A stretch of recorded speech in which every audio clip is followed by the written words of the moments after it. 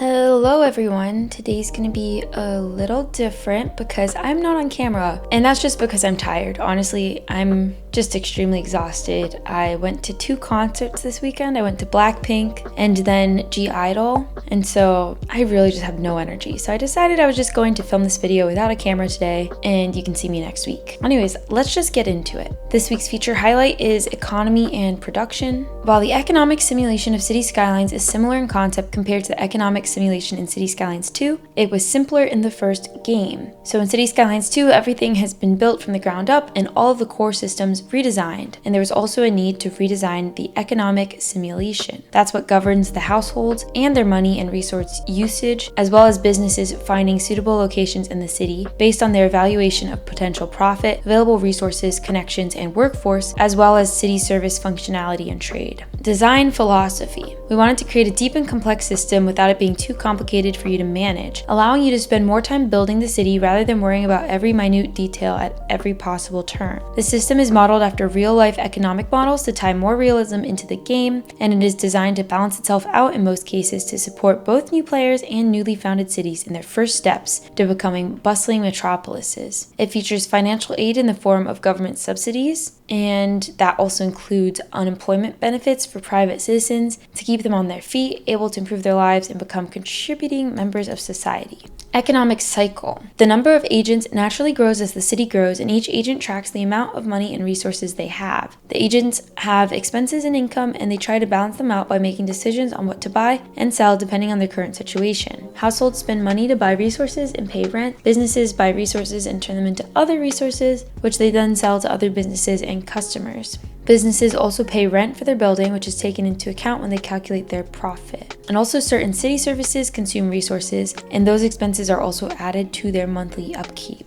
At the core of the simulation are the zones and their symbiotic relationships with each other. Households look for homes and workplaces, industrial companies require resources, and commercial companies want products to sell and customers to sell them too. Taxes can be used to encourage or discourage different businesses in the city. If there's an abundance of a resource or product, setting higher taxes can lower the excess production while still providing the city with a nice boost in tax income. On the other hand, if there's a lack of resource or product, lowering the taxes brings more of those companies into the city.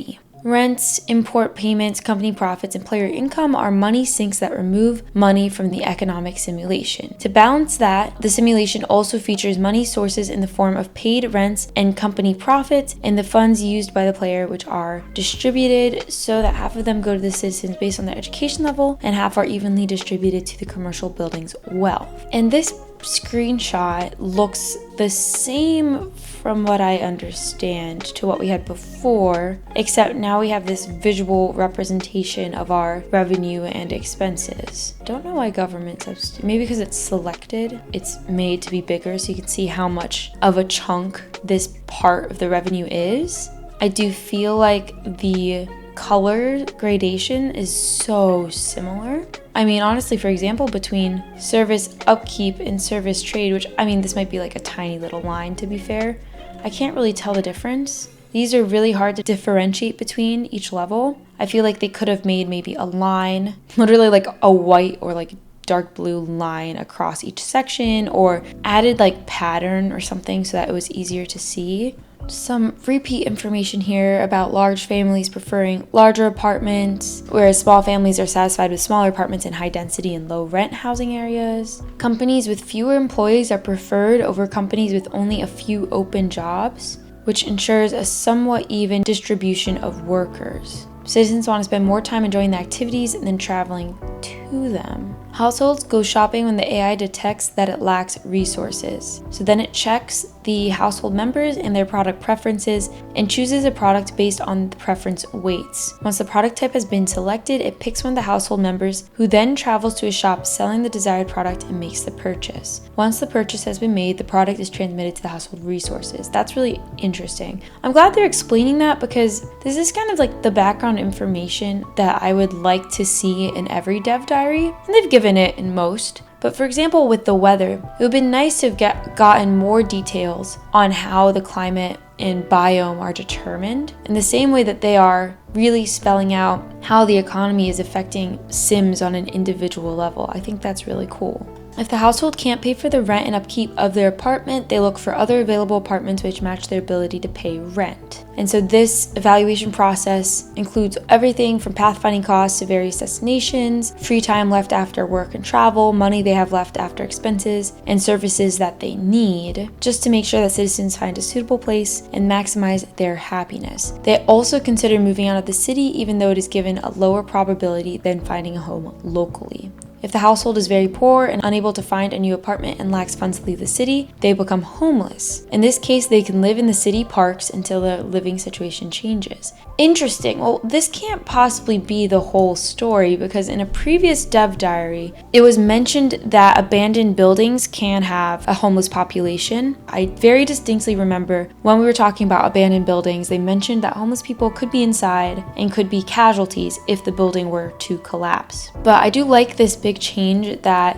Sims will move within our city more than just leave. In Cities Skylines 1, they would just leave our city in mass quantities instead of moving around the city. So that definitely is a huge improvement. And then it looks like if you click each individual home, you get a breakdown on if they have any issues or not. This particular household has trouble paying the rent. So it says a higher zone density or different zoning might be needed. Now, I do wonder if that means if we've rezoned this area to be high density, will that household just move into the new lot that we build? Or are they going to get displaced and leave the city if we rezone? This makes me feel like it's suggesting that we could just adjust the zoning per like area and that household will stay if it's the right fit. But it's kind of ambiguous. Industrial companies prefer areas with low land value to maximize profits. Companies order resources to manufacture products, and when they estimate the suitability of a location for the business, they take into account the transportation costs, which are deducted from their profit. Companies favor short transportation distances when making resource orders to avoid transportation costs, reducing the profit margin, which makes companies further away less likely to be selected as the resource provider. When the company is looking for workers, the complexity level of production is taken into account as it affects the requirements for employee education levels. Some companies function well with employees with low education, while others require adequately educated workers to increase their efficiency, which in turn affects their production speed and profit margin. As the company's profit increases, they are able to invest more into the building upkeep alongside paying the rent, which slowly increases the building's level and the surrounding land value. Company level and efficiency also affect the production rate. I'm gonna be honest, y'all. Wish I kept my face on screen so you could see my reaction, but this is getting a little bit dense to me. Or I'm the dense one, who knows? But my attention span is waning reading the stuff about company profits. I'm gonna be honest. And I am pretty excited about these changes within the game itself. I'm just having a really hard time finding this particular part interesting. So I'm sorry, when I'm editing this video, there's a chance we're gonna miss a little bit here because I have been trying to reread certain lines over and over and I forget to keep talking and then I don't know where I left off. So the ADHD is not really helping my situation right now. Basically, it looks like we're just gonna have to pay attention to what different zone types need in terms of land value, in terms of cost of production. I know we can adjust our taxes now on individual products, and of course different products require different education levels from workers, so if we understand the demographic of our city well, we'll be able to balance this, I guess, better than if we don't pay attention. But gosh, some of this is just repeat information, some is just like kind of boring. Cargo transportation buildings function as warehouses as well. I think we did know this.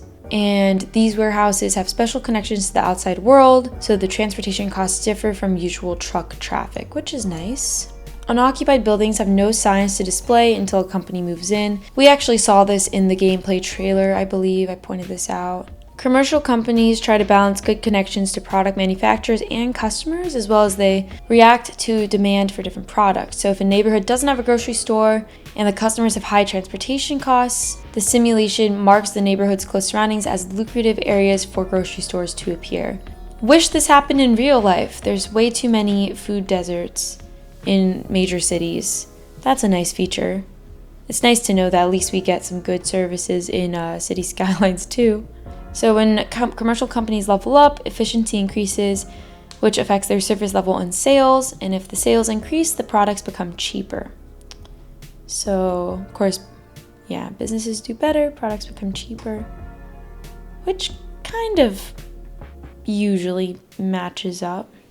Offices require employees similar to industrial companies. They make goods such as software, telecom, banking, and media. Because office companies sell products that don't require them to be physically close to customers, it's more important to be close to residential areas where the workforce lives. And then there's this whole section about production.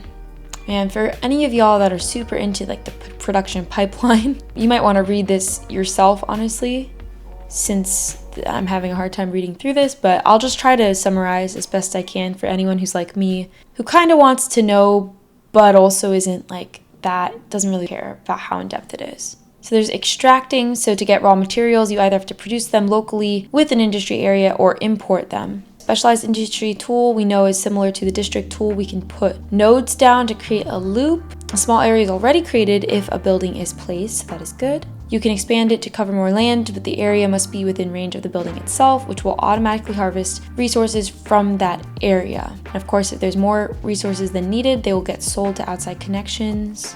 This is like one of the coolest things I feel like we've seen so far for industries in Cities Skylines too. Overproduction of resources is not beneficial for the city or companies. If there is a surplus, they will export it, but if you sell to outside connections, you have to pay for transportation costs. So I guess it's better to maybe balance it out so that they don't increase the taxes on it, so they don't have overproduction. At first, it seems to anyone like me, any noob here to production pipelines, I would think, oh, it's great if we have excess, we can just sell it. But they're reminding us here, nope, you can't. You can do that, but it's not as simple as just making profits. You also have to pay for transport. So I guess balancing everything. I love Cities Skylines, I love Colossal Order, but they need to copy edit some of these posts. There have been so many typos and grammatical errors in the feature highlights. At the end of the production chain, all the produced resources and goods find their way to the end customers, whether they are households in your city or outside connections. The design behind the resource gameplay is influenced by real-life resource logistics, simulating how cities are formed and function in the real world. While these are not directly exposed in the game, all of the resources have several factors which affect the simulation. A couple of these are the price, weight, and space. So price is the actual price of the unit of the resource. Price of the resource is constant, but the availability contributes to the transportation costs. Weight, so that's the abstracted physical weight of the resource. I actually did notice, I don't know if any of y'all noticed, but they, in a previous dev diary, they did not have standardized units across the resources, and then the next week after they updated it. So I think almost all resources now use tons, which is good. So at least it's standardized. Space affects the probability of the resources. So some require more space for manufacturing. And so if that's the case, those companies that manufacture those resources prefer to be located in areas where the land value is low so that they can make the most profit. So an example of this is the minerals factory. The factory's expenses are mostly dictated by the cost of acquiring its input, stone. As stone is ubiquitous but rather heavy, the transport costs are probably a large part of the cost, making the company more likely to locate near a quarry. Additionally, the factory is probably quite large, so it will try to pick a location where the land price is not very high. Another large cost comes from paying the wages of the relatively untrained workers the factory uses. The factory also buys some water and a lot of electricity, the prices of which are set by the player. And the factory earns money by selling its products to either local electronics or chemical factories or exporting them out of the city. If it has to export, it will also pay the transportation costs and be less profitable. And then the player will tax whatever profit is left, or may even subsidize the minerals production if they want to have more of it produced in the city. Interesting assumption on gender of the player here. I will say, when I first posted my big Cities Skylines video that popped off, YouTube told me that 90% of my viewers were men, which was very surprising, but then in retrospect, I guess not that surprising. But you know what? I think there are actually a lot more women and marginalized genders, like non-binary people, gender fluid, that play Cities Skylines. I think they're just more low-key about it. We exist. I swear we exist. And we're not just 10%. I think maybe it's just the YouTube statistics there. Although, I don't know, maybe Colossal Order has more information on the gender of people purchasing the game, but I would like to think it isn't that unbalanced. All right, there's 4 types of raw materials. Let's see.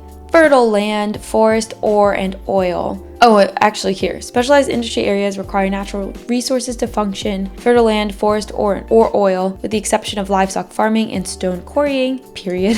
Oil and ore are finite, resulting in less and less resources being extracted, while fertile land and forest replenish their resources over time but are vulnerable to pollution. There are 9 specialized industry areas. You can choose between 4 types of farming: livestock farming, grain, vegetable, and cotton farming, forestry, stone mining, coal, and ore. So they all need different things. Some need fertile land, some require forests, some require ore deposits. And then there's oil drilling, which can extract oil from underground. Specialized industries do not affect industry zoning demand, and the economy of the company in the specialized industry areas function differently as they cannot go bankrupt. Instead, they downsize production and the number of employees when profits are down. This can happen if the area runs out of natural resources. That's really interesting. Definitely a huge change from Cities Skylines 1. Glad that they are separate, I think. I don't know, I guess I have a hard time knowing how it works until I play the game. But I think it's a good thing that they're separate. I like that they can't go bankrupt as well, so we don't have to like delete everything, if it's not working. That's nice. Oh, that looks really cool. The tractor here, that looks sick. Also liking the way this at-grade crossing looks with the dirt road. Specialized industry vehicles are not part of the normal traffic and don't drive on roads, but travel on paths created by the simulation when industrial areas are created. They operate within these specialized industry areas only and gather resources within that area, and then they drop those resources at the main building, which then processes them and sends them to other companies for further processing. This is good too, because I feel like one of the big issues with industries in Cities Skylines 1 was when we created specialized industry areas, it created so much traffic, and that clogged up the city, and it was just really hard to manage. So I definitely like this change. As far as I understand, this screenshot is not different from the last one that we saw. But it does say from the budget tab, you can look at revenue, expenses, and the monthly balance. There's also tabs here for loans, taxation, services, and production. Loans work differently in Cities Skylines. Instead of taking one of 3 loans, there's only one loan, but it's adjustable and can be paid back or increased at will. You can take a loan and determine its size by moving the slider right and left. The loan is finalized by using the accept button. So it is kind of like how I described it in one of the other dev diaries where I made this note. It acts more like a credit line than individual loans. Loan interest rate can be reduced by building the city hall and the central bank. Okay, so here it says the loan interest is 9.8%, but I guess if you build city hall or central bank, it could be decreased. Each zone type has its own overall tax rate, which can be adjusted with sliders. On top of that, you can adjust the taxes of individual groups by expanding the menu for specific zone type. For the residential zones, you can adjust taxes per education level. For commercial, industrial, and office zones, you can adjust the tax rates for each of the individual product types. This is great, so you can literally click this arrow button and it tells you all the different areas and how much you are taxing them. I find this interesting that we are taxing based on education level. I don't really like that, I'm gonna be honest. I don't understand why they wouldn't do it by income. I feel like we could, in the game, you could create a variance between uneducated and educated people and how much they make. And obviously, I guess you would determine that more educated people are more likely to make higher incomes. But as we know, that's not always the case. You could also be someone who's not as educated, but working a job that pays really well, right? And I guess, I don't know, I feel like you could account for those things, create some amount of variance, and then instead allow us to tax based on income bracket, which would feel a lot better, I'm gonna be honest. This doesn't make sense to me, and I've noticed a lot of their little factors are based off of education level. I just don't think, I don't know, that doesn't make sense to me. I do like that we can adjust it based off different categories though between each section, each zone type. I like that we're able to have a range, but I just don't understand why it would be by education level.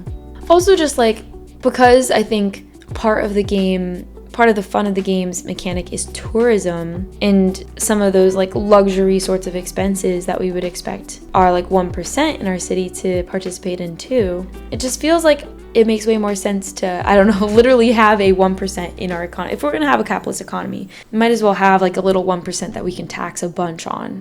Service budget can range from 50 to 150%. You can also change the service fee for electricity and water and sewage, which affects consumption of the service, but also company efficiency and happiness of the citizens. So now it'll tell us the efficiency as we adjust the budget, which is kind of nice. I don't think it did this before. I don't think it told us about efficiency. And I guess just to go through it, roads, electricity, water and sewage, healthcare and death care, garbage management, education and research, fire and rescue, police and administration. I wish these were separated out too, to be honest. Transportation, parks and recreation, communications, and landscaping, which is, I wonder what that means.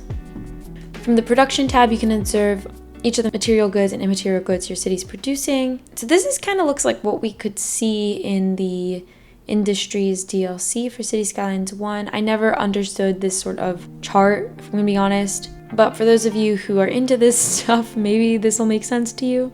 And that's it. That's a lot of information and really dense. I guess we should get into the video and then I'll catch you after.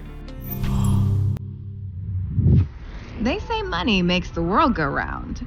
It's as true in Cities Skylines too as it is in our world. Keep your city spinning by steering its economy on a course to prosperity. Your city's economic simulation is modeled on real-world economics. This introduces complexity and nuance to city building without making it complicated. The economic system in Cities Skylines 2 is actually engineered to help you grow your new city, and as it develops, to give you influence over the financial levers that generate wealth. You'll raise revenue by taxing the sale of goods and services, energy production, the extraction of raw materials, tourism, and more.